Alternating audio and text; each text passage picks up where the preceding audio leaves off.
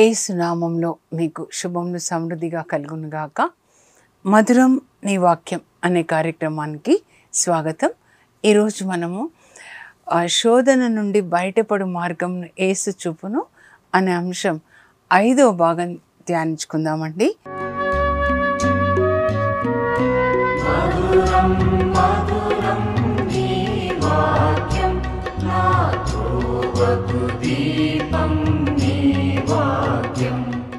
మనం నిన్న మొన్న కూడా చూసాము, యెహోషాఫాతు ఉపవాస ప్రార్థన ద్వారా ఎలా ఆ సమస్యల నుంచి బయటకు వచ్చే మార్గాన్ని దేవుడు ఆయనకు చూపించాడు. అలాగే దానియేలు ఉపవాస ప్రార్థనలో ఆయన ఇర్మియా గ్రంథాన్ని చదువుతున్నప్పుడు మరి అక్కడ ప్రవాసంలో ఉన్న యూదులు బాబిలోనియా ప్రవాసం నుండి బయటపడే మార్గాన్ని దేవుడు ఆయనకి చూపిస్తారు. అందుకే బైబిల్ గ్రంథాన్ని ధ్యానించడం, చదవడం, ధ్యానించడము, పాటించడము చాలా ముఖ్యమైనదండి. మీరు బైబిల్ మొదటి పేజీలో రాసుకోవాలి, మీ పేరు రాసుకొని, జసింత నీవు పరిశుద్ధ గ్రంథమును పాటించి ప్రకటించాలి, అలా రాసుకోవాలన్నమాట. అది క్రైస్తవులుగా మన యొక్క మొదటి బాధ్యత అన్నమాట. అండ్ ట్యూనింగ్ ఆ mind in accordance to the word of God is very important. The primary basic need of a Christian is to tune his mind or her mind in accordance to the word of God. దేవుని వాక్యానుసారంగా మన ఆలోచనలని, మన జీవితాన్ని మలుచుకోవాలండి, కట్టుకోవాలి. ప్రతి అడుగు కూడా దేవుని యొక్క వాక్యం ప్రకారమే ఉండాలి, మనం వేసే ప్రతి అడుగు జీవితంలో. అయితే ఈరోజు కూడా ఉపవాస ప్రార్థన, హన్నా ఉపవాస ప్రార్థన, హన్నా మొక్కు ద్వారా ఆ సమస్యలోంచి బయటపడే మార్గాన్ని దేవుడు ఆమెకి చూపిస్తారండి. మరి 1 కొరింథీ 10:13 మనం ధ్యానించుకుంటున్నాము. మానవునకు సాధారణం కానీ ఏ శోధన కూడా దేవుడు మనకి ఇవ్వడు. ఒకవేళ శోధన అనుమతించినప్పుడు దాన్ని సహించే శక్తినిచ్చి దాన్ని బయటపడే మార్గాన్ని కూడా ఆయన చూపిస్తాడు. అందుకే యేసు ప్రభు నేనే మార్గం, సత్యం, జీవం, ఆయననే మనకి మార్గం అండి, నీతి మార్గం, జీవ మార్గం అన్నమాట. జీవం, నేనే జీవం. జీవం అంటే ఏంటి? ఐఎమ్ ద లైఫ్ అంటున్నారు. I came to give life in abundance, John 10:10 మనం సండే రోజు ధ్యానించుకున్నాం కదండి. 21వ తారీఖు అనమాట, ఏప్రిల్. జాన్స్ గాస్పుల్ నాకు చాలా ప్రాణప్రదమైనటువంటి వాక్యం అనమాట. 10:11 యేసు ప్రభు నేను మంచి కాపరి, తన గొర్రెల కొరకు తన ప్రాణాన్ని ఇస్తాడు.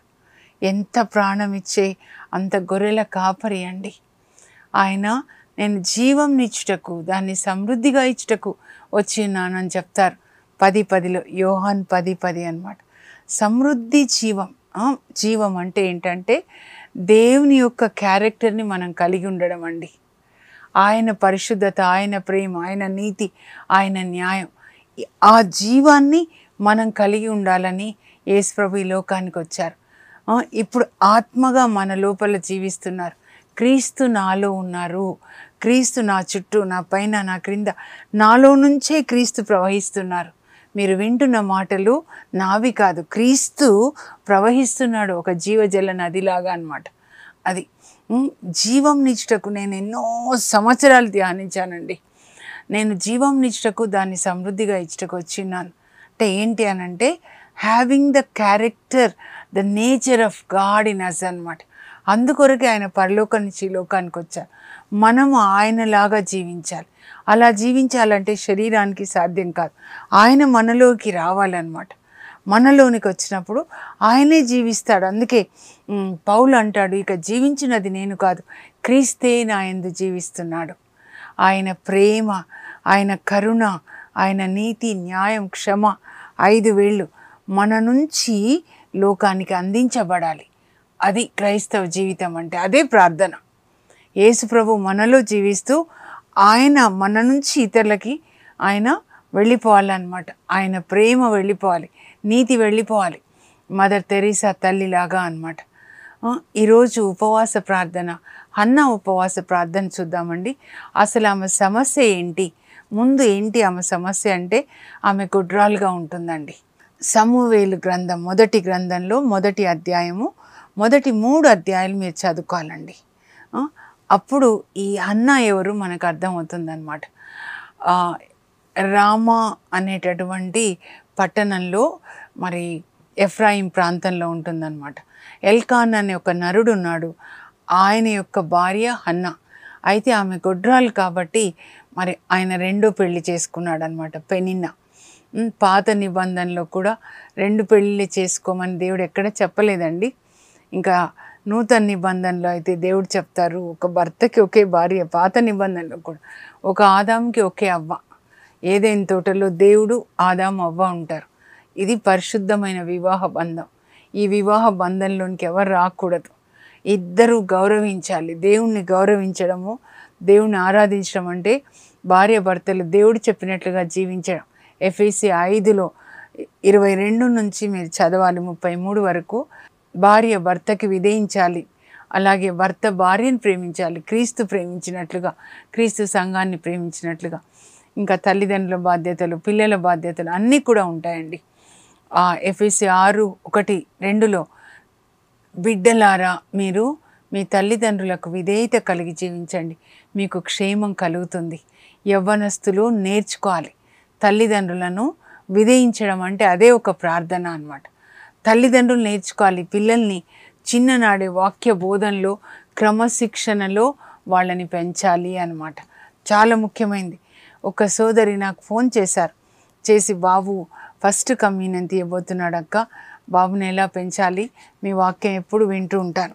అప్పుడు నేను చెప్పానమ్మా, ఇదిగో ఈ బొమ్మల బైబిల్, దీనితో బాబుని కూర్చోబెట్టి రోజు నేర్పించండి. ఇప్పుడైతే ఇంకా సమ్మర్ వెకేషన్ కాబట్టి మీరు తెలుగులో చదవండి, ఇంగ్లీష్లో బాబుకి అది కూడా కొనివ్వండి, బైబిల్ ఫర్ చిల్డ్రన్. మీరు ఇది చెప్పండి, ఇది చదివి తర్వాత బాబుకి మరి ఇంగ్లీష్ కూడా ఇస్తే ఆయన ఇంగ్లీష్లో చదువుకుంటాడు. తర్వాత Good News Bible, English Bible కొనివ్వండి. కొనిచ్చి ఇదో కీర్తనలు 23:91 కీర్తనలు, తర్వాత మత్తయి సువార్త రోజు ఒక అధ్యాయం కూర్చొని తల్లి తండ్రి బాబుకి నేర్పించండి. క్రమశిక్షణ, దేవుని యొక్క వాక్య బోధనలో పిల్లల్ని పెంచాలి. ఎఫెసీ 6:4 అలాగే ద్వితీయోపదేశకాండం 6:6. మీ పిల్లల్ని దేవుని యొక్క వాక్యంలో పెంచాలి, అది మీ బాధ్యత అన్నమాట. రాత్రి పడుకునేటప్పుడు రోజు మీరు యేసు ప్రభుని గురించి చెప్పండి. వాళ్ళ హృదయం నిండా యేసు ప్రభువే ఉండేటట్లుగా యేసు ప్రభుని గురించి మన పిల్లలకి చెప్పాలన్నమాట. ఇప్పుడు ఇక్కడ హన్నా అనే ఒక పరిశుద్ధమైన తల్లిని గురించి ధ్యానించుకుందామండి. ఆమె భర్త పేరు ఎల్కానా చెప్పాను కదా. హన్నా ఆమె గొడ్రాలు కనుక మరి పెనిన్నా రెండో పెళ్లి చేసుకుంటాడు. వాళ్ళ తల్లిదండ్రులు చేసి ఉండొచ్చు, అది చెప్పబడలేదు ఇక్కడ. ఆమెకి చాలామంది పిల్లలు కలిగారు. అయితే ఈయన షిలో దేవాలయానికి ప్రతి సంవత్సరము కుటుంబంగా భార్యల్ని పిల్లల్ని తీసుకొని వెళ్తూ ఉన్నాడు అనమాట. ఆ మంచి అలవాటు ఆయన కలిగి ఉన్నాడు. ఇంటి యజమానుడిగా భార్యని పిల్లల్ని దేవాలయానికి తీసుకొని వెళ్ళాలి, అది మీ బాధ్యత. ఇంటి యజమానులకి చెప్తూ ఉన్నాను, ఆదివారం కానీ కుటుంబంగా ప్రార్థన చేసుకోవడం, భార్య పిల్లల్ని కూర్చోబెట్టి వాళ్ళకి వాక్యాన్ని బోధించడము, ఆ తర్వాత వాళ్ళని ఆశీర్వదించడము, అది మీ బాధ్యత అన్నమాట.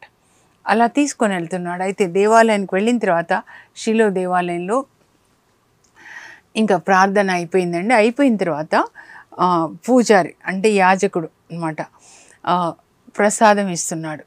అయితే పూజారి ఇచ్చిన తర్వాత ఏలి వృద్ధుడైపోయినాడులేండి ఆయన. ఇచ్చిన తర్వాత ఇటువైపు హన్నా కుడివైపు ఉంది, ఎడంవైపు పెనిన్నా చిన్న భార్య పిల్లలు ఉన్నారనమాట. అయితే ఆయన ఏం చేస్తున్నాడు, ఆ ప్రసాదాన్ని 3 భాగాలు చేసి 2 భాగాలు హన్నాకి ఇస్తున్నాడు, 1 భాగం పెనిన్నాకి ఇస్తున్నాడు అనమాట. అయితే ఆమెకి కోపం వచ్చేస్తుంది. ఇంకా కోపం వచ్చేసి హన్నా తినబోతుంటే, ఏమ్మా నువ్వు గొడ్రాలనా నీకు 2 భాగాలు, ఎందుకంటే ఇక్కడ ఈమెకి పిల్లలు ఉన్నారు, కుమారులు కుమార్తెలు, ఈమెకి ఎక్కువ ఇవ్వాలి. కానీ ఎల్కానా ఈమెను ఎక్కువగా ప్రేమిస్తున్నాడంట. అప్పుడు ఆమె తినబోతూ ఉంటే, నువ్వు గొడ్రాలనా నీకు 2 భాగాలు. ఈమె మాటలు, సవతి మాటలు ఆమె గుండెల్లో గాయాలుగా కుచ్చుకుంటాయండి. అప్పుడు ఆమె కన్నీళ్ళ మున్నీరుగా ఏడుస్తుంది. ఇంకా భర్త అంటాడు, ఏడవకు, నేను నీకు 10 మంది కొడుకుల పెట్టు కాదా అని. కానీ ఆమె అలా కాదు అని ఇంకా వాళ్ళు కూర్చొని ఇంకా ప్రార్థన అయిపోయింది కదా, దేవాలయ ఆవరణలో అందరూ కూడా అన్నం తింటూ ఉంటారనమాట. కానీ ఈమె భర్త పిలిచినా కూడా తిందాం రా అని, వద్దు నా సమస్యకి పరిష్కారం దేవుడే అని దేవాలయంలోకి వస్తుందండి. ఇంకా ద్వారాలు మూసేయలేదు, తలుపుల దగ్గర ఏలి కూర్చొని ఉంటాడు వృద్ధుడు, దాదాపు 89-90 సంవత్సరాల వయసు అనమాట. ఆయన కొడుకులు మాత్రం సరిగ్గా లేరు. హోఫ్ని, ఫినెహాసు పరమ దుర్మార్గులు అని 1 సమూయేలు గ్రంథం 2:12 ఉంటుంది అనమాట. తిండిబోతులు, తర్వాత వ్యభిచారం చేస్తున్నారు దేవాలయంలోనే. కనుక దేవుడు వాళ్ళని నిరాకరించారు. మరి ఇప్పుడు ఆ దేవాలయంలో ఒక పరిశుద్ధమైన యాజకుడు కావాలి ప్రజల్ని నడిపించడానికి. అందువల్ల దేవుడు ఈమెని ఎన్నుకున్నారనమాట.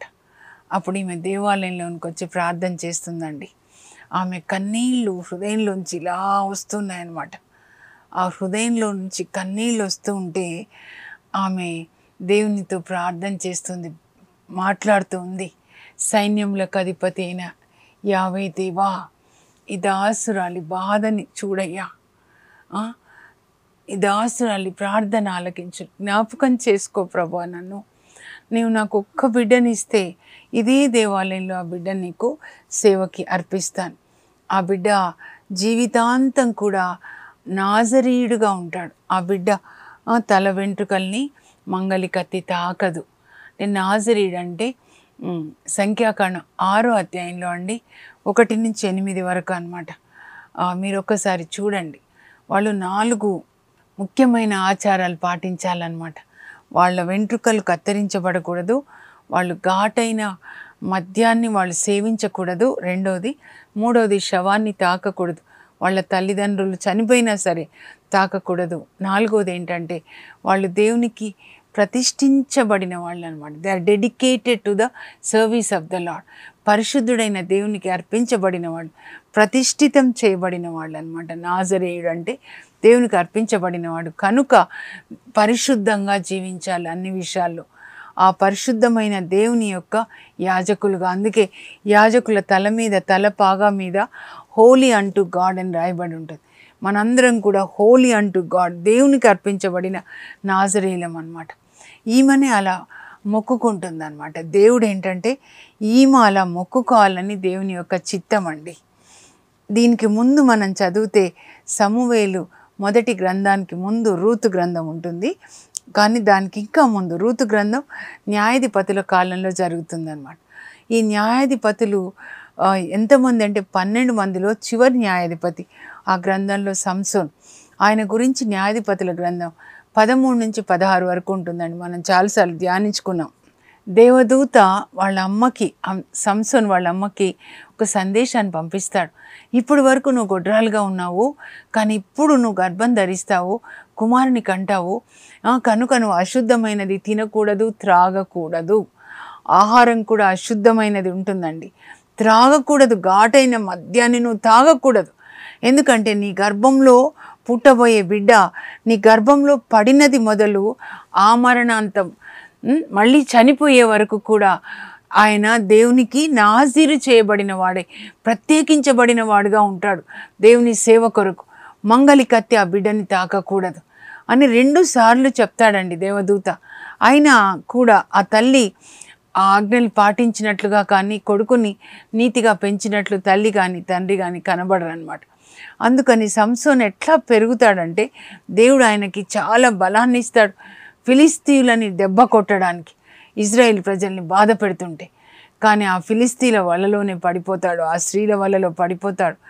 ఒక నాజరీయుడు దేవునికి అర్పించబడిన బిడ్డ చేయకూడనివన్నీ కూడా చేస్తాడు. అందువల్ల ఆ సంసోను మరణించిన తర్వాత 16వ అధ్యాయం తర్వాత మీరు చదివితే ఎంత భయంకరంగా ఉంటుందో ఇజ్రాయెల్ దేశం అన్నమాట.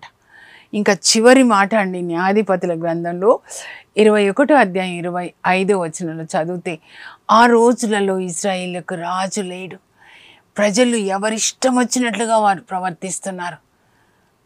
ప్రభు అంటున్నారు ఈ రోజులలో కూడా అలాగే ఉన్నారు. ఎవరిష్టం వచ్చినట్లుగా వాళ్ళు, మాకు దేవుని ఉపదేశం వద్దు. బైబిల్ ఏంటండి, it's a book of instructions. దేవుని యొక్క ఉపదేశం, కీర్తన 25లో దావీదు అంటాడు, నేను నడవవలసిన మార్గాన్ని నాకు చూపించు ప్రభా, నేను నీ సత్యంను అనుసరించి జీవించేటట్లుగా నాకు కృపని దయచేయి. కానీ ఇప్పుడు అంత్యక్రీస్తు యొక్క అధికారం అన్నమాట. 2 తెస్సలోనిక 2వ అధ్యాయంలో చదివితే he is called man of lawlessness, man of sin. పాప పురుషుడు, ఒక్క లా లేదు, నా ఇష్టం అంతే. నా ఇష్టం వచ్చినప్పుడు లేస్తా, నా ఇష్టం వచ్చినప్పుడు పడుకుంటా, నా ఇష్టం వచ్చింది చూస్తా, ఎవరేం చెప్పడానికి వీల్లేదన్నమాట. అంటే అంత్యక్రీస్తు ఎవరిలో ఉంటే వాళ్ళు అలా ఉంటారండి.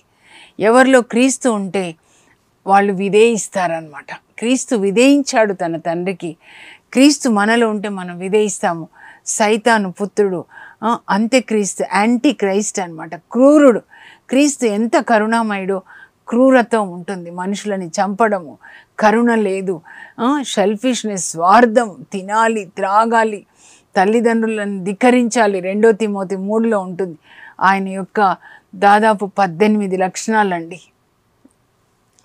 నేను ఒక్కొక్కటి చదివి నంబర్ కౌంట్ చేసినప్పుడు అన్నీ అన్నమాట.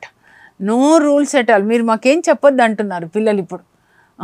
అంటే ఏం చెప్పొద్దు అని అంటే మరి తల్లిదండ్రులు ఎందుకున్నారు? అంతగా ఈ పతన స్థితి అన్నమాట. అలాగే ఉందండి అప్పుడు కూడా. సంసోను ఆ విధంగా ఉన్నప్పుడు, ఆయన ఒక జడ్జిగా ఉన్నప్పుడు, ఆ నాయకుడే అట్లా ఉంటే ప్రజలు కూడా అలా ఉన్నారు. నైతికంగా పడిపోయిన ఇజ్రాయెల్ దేశాన్ని లేపడానికి దేవుడు ఆలోచించారు. సమూవేలు ప్రవక్తని ఈ లోకానికి పంపించారు. పరలోకంలో చాలా ఆలోచనలు జరుగుతాయండి మన గురించి. అకస్మాత్తుగా యేసుప్రభు పుట్టలేదు, అకస్మాత్తుగా సమూవేలు పుట్టలేదు. దేవుని యొక్క ప్రణాళిక ప్రకారం మీరు నేను కూడా అలాగే పుట్టాం. నా విషయంలో ఒక ప్రణాళిక, మీ విషయంలో ఒక ప్రణాళిక అన్నమాట. దేవుడితో మనం ఉన్నప్పుడు, దేవుని వాక్యం వింటున్నప్పుడు, చదువుతున్నప్పుడు ఆయన మనతో మాట్లాడతారు. ఈ హన్నా దేవుడు చూసారు. ఇప్పుడు ఇజ్రాయెల్ దేశంలో ఈ పరిశుద్ధమైన ప్రవక్త సమూవేలు పుట్టాలి. అయితే తల్లి గర్భం పరిశుద్ధంగా ఉండాలి. పాలు బాగుండాలంటే పాలకుండ పరిశుద్ధంగా ఉండాలి. ఎవరు ఆ పరిశుద్ధమైన తల్లి అంటే హన్నా కనపడింది అన్నమాట. యేసుప్రభుని పంపించాలంటే 4000 సంవత్సరాలు దేవుడు పరిశుద్ధమైన అమ్మాయి కొరకు వెతికాడంట. అప్పుడు మరియ తల్లి నజరేతులో కనపడింది అన్నమాట, ఆదాం దగ్గర నుంచి. ఇప్పుడు పరిశుద్ధమైన తల్లి ఎవరు అంటే హన్నా కనపడింది. ఇప్పుడు ఈ హన్నా గర్భాన్ని దేవుడే మూసేశారనమాట.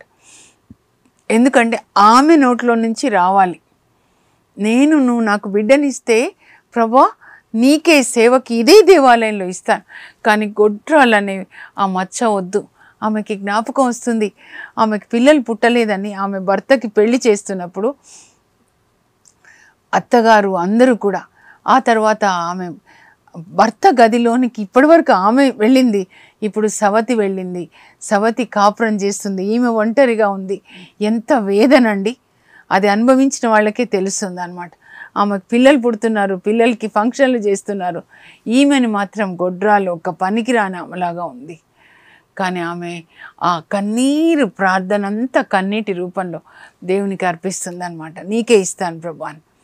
ఏలి అంటాడు, ఎంతసేపు అట్లా ఉంటావు దేవాలయంలో, మత్తుగా నోట్లోంచి మాట రావట్లేదు, హృదయంలోంచి వస్తుంది అనమాట. అయ్యా నేను త్రాగి ఉన్నావా, ఎంతసేపు ఆ మత్తు వదిలించుకో అంటాడు. అప్పుడు ఆమె కోపం తెచ్చుకోదు, తాగిలేనయ్యా, హృదయంలో బాధ కన్నీరులాగా వస్తుంటే ఒక బిడ్డని ఇమ్మని నేను దేవుణ్ణి అడుగుతున్నాను, నేను తాగలేను, అలా అనుకోకు నన్ను అని ఆ ఏలికి జవాబు చెప్తుంది. అప్పుడు ఆయన కూడా బాధపడి ఉంటాడు, అమ్మ దేవుడు నీ ప్రార్థన ఆలకించునుగా. కానీ ఆమె అనుకుంటుంది దేవుడే ఈ యాజకుడు ఏలి ద్వారా మాట్లాడారు అనుకొని. నిజంగా కూడా అలాగే జరుగుతుంది. తర్వాత ఎల్కానా హన్నాని కూడాడు. తర్వాత ఆమె గర్భం ధరించి బాబుని కంటుంది. నేను దేవుని బిడ్డని అడిగితే బిడ్డనిచ్చాడని సమూయేలు అని పేరు పెట్టుకుంటుంది. తర్వాత షిలో దేవాలయానికి వెళ్ళేటప్పుడు ఎల్కానా అడుగుతాడు, వస్తావా అంటే, ఇప్పుడు నేను రానండి, ఇప్పుడు మీరు వెళ్ళండి, బాబు పాలు మర్చిన తర్వాత వస్తాను. అప్పుడు బాబుకి 5 సంవత్సరాలు పాలు ఇచ్చిందేమో. అప్పుడు 5 సంవత్సరాల తర్వాత ఇంకా దేవాలయానికి భర్తతో కలిసి వస్తుంది. వచ్చి సరాసరి ఏలి దగ్గరికి వచ్చాయా, ఇదిగో నేను గుర్తున్నానా అంటే 6 సంవత్సరాల క్రితం కావచ్చు. అలా ప్రార్థిస్తున్నప్పుడు తాగి ఉన్నావా అమ్మ అన్నారు. అప్పుడు నేను బిడ్డ కోసం అడిగానంటే దేవుడిని ప్రార్థన ఆలకించి బిడ్డనిచ్చుదురుగాక అన్నారు. దేవుడు బిడ్డనిచ్చారయ్యా, నేను మొక్కుకున్నట్లుగానే ఈ బిడ్డని ఇదిగో ఈ దేవాలయంలో నేను సేవకి ఇస్తాను అని మొక్కుకున్నానయ్యా. మంగలి కత్తి బిడ్డని తలని తాకదు, నాజరేయుడిగా ఉంటాడు, ఏలి తీసుకుంటాడు. అలా ఏలి పర్యవేక్షణలో ఆ బాబు దేవాలయంలో పెరుగుతాడండి. మందసం దగ్గరే పడుకుంటాడు. 8 సంవత్సరాల వయసు నుంచి దేవుడు ఆయనతో మాట్లాడతాడనమాట. ఆ రోజులలో దేవుడు ఎవరితో మాట్లాడలేదు. డెబోరా తర్వాత మీరు చూస్తే న్యాయాధిపతుల గ్రంథంలో 4వ అధ్యాయంలో డెబోరా తర్వాత ఇప్పుడు మాట్లాడుతున్నాడు సమూవేలుతో. సమూవేలు పెద్దవాడవుతున్నాడు. 3:19 చూస్తే సమూవేలుతో దేవుడు చాలాసార్లు మాట్లాడుతున్నారు. ఆయన మాట్లాడిన సందేశాన్ని ప్రజలకు అందిస్తున్నాడు. ఆయన చెప్పిన ప్రతి మాట దేవుడు ఇలా చెప్పాడు, ప్రతిదీ కూడా జరుగుతుందంట. అందరూ గుర్తించారు. ఈ సమూవేలు ప్రవక్త అయిపోయాడు. తర్వాత ప్రజల తరఫున ఆయన ప్రార్థన చేస్తాడు. అలా ఆయన యాజకుడు అయ్యాడనమాట. 7వ అధ్యాయంలో మీరు చూస్తే ఆయన ఇజ్రాయేల్ ప్రజల కొరకు 20 సంవత్సరాలు ప్రార్థిస్తాడండి. వాళ్ళు ఎంతసేపు విగ్రహారాధనలో ఉంటారనమాట. దేవుని యొక్క భయం లేకుండా. ప్రభా వీళ్ళకి పరిశుద్ధాత్మనివ్వండి, పశ్చాత్తాపాన్నివ్వండి, దైవభీతిని కలిగించే ఆత్మనివ్వండి. యెషయా 11:2లో చెప్పినట్టు 20 సంవత్సరాల తర్వాత ఈయన విజ్ఞాపన తర్వాత ప్రజలు వచ్చయ్యా మాకు దేవుడు కావాలయ్యా, యావే కావాలి. యావే కావాలంటే మిగతావన్నీ విడిచిపెడతారు. ఉపవాస ప్రార్థన చేపిస్తాడండి. చేయించి వాళ్ళ పాపాలన్నీ ఒప్పుకొని ఉపవాసం ప్రార్థనలో మన్నించండి అని అడిగిన తర్వాత ఫిలిస్తీన్లు వాళ్ళ మీదకి వస్తే దేవుడే యుద్ధం చేసి ఫిలిస్తీన్లను ఓడిస్తారు. అందువల్ల అక్కడ ఒక రాతిని పాతి ఆ రాయికి పేరు పెడతాడు ఎబెనేజరే అని. అంటే ఇంతవరకు ఆదుకున్న దేవా, మాకు సహాయం చేసిన దేవాన్ని ప్రజల్ని 40 సంవత్సరాలు ఆయన ఒక ప్రవక్తగా, యాజకునిగా, న్యాయాధిపతిగా ప్రజల్ని దేవుని మార్గంలో నడిపిస్తాడండి. డెబోరా తర్వాత ఈయన అన్నమాట. అంతేకాదు ఆయన రాజులను అభిషేకిస్తాడు. 1వ సమూయేలు గ్రంథం 9వ అధ్యాయానికి వచ్చినట్లయితే దేవుడు చెప్పినట్లుగా సౌలుని రాజుగా అభిషేకిస్తాడు.